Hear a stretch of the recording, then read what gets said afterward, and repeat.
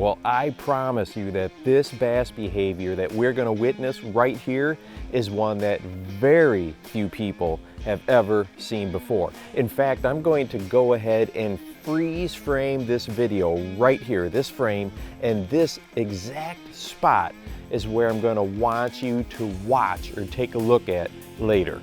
First, we need to understand this particular type of vegetation. It's called chara, or commonly known as skunkweed or musk grass. And the reason being is because when you dislodge it from the bottom, you pull it out of the water, it actually smells like skunk. It really stinks. And this type of vegetation is extremely thick and doesn't get all that tall. Now let's take a dive into what is going on right here. In this very first segment, we can see that there are bass hanging very close to the top of this stuff. They've got their bellies right down in it, and then there are lots of other bass in the area swimming around. Then we see a catfish come into the frame, actively looking around as well, and even more bass come into this particular area and just start jamming their noses down into this musk grass. Then another catfish shows up, and then take a look at this bass right here, literally sitting down as low into this stuff as you think it could possibly get, and it did not move until I got a little bit too close to with the camera, and then it kind of pulled out of this particular area. Now let's take a look over here at all the commotion going on. We've got both bass and catfish actively feeding, actively rooting around in this chara for something. Again and again, these bass get super tight to the bottom.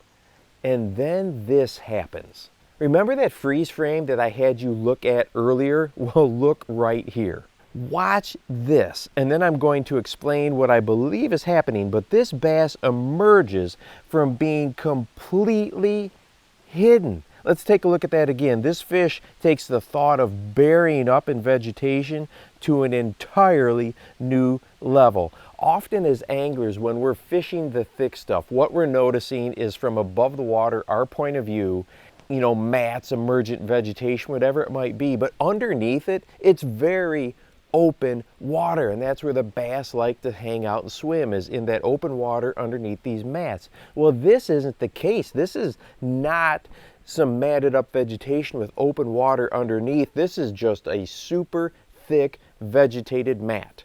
This is something I have never seen before, is bass pull out of being literally buried up in grass where you couldn't even see them at all. So what is actually happening here? What are they eating? Well, I spent a long time, I'm talking a long time, looking at this footage very carefully, zooming in, trying to figure out what is going on, and then I saw it.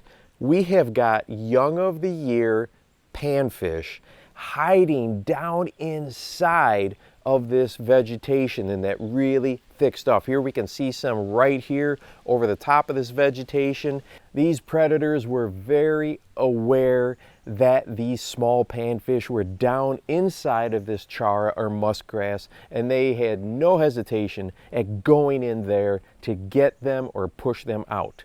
And all of this activity was happening in the 8 to 10 foot range, and then in the middle of the lake, out in the middle of the lake on a small flat. So how does this help us as anglers? What can we learn from this and apply to our everyday fishing? Well, probably the biggest thing that we can learn or take away from this is that we can never, ever underestimate how aggressive bass will be when they want something. They have no problem going into this really thick vegetation and pushing out this prey species into more open water where they are easily chased down and eaten.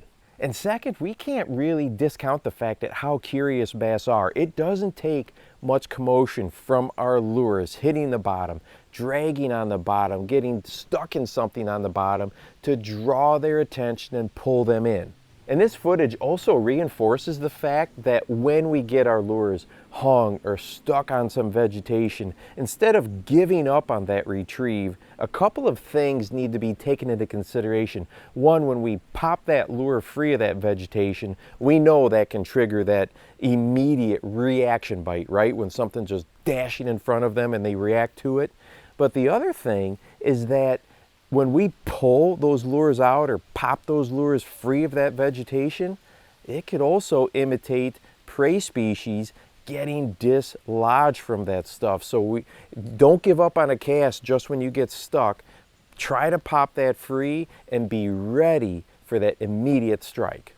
And if you'd like to watch a video that shows another interesting behavior that I had never seen before until this year, go ahead and check this one out right here. And make sure that you go out and encourage someone today. You never know how you might just change their life. For the Bass Fishing Life, I'm your host, Steve Rogers.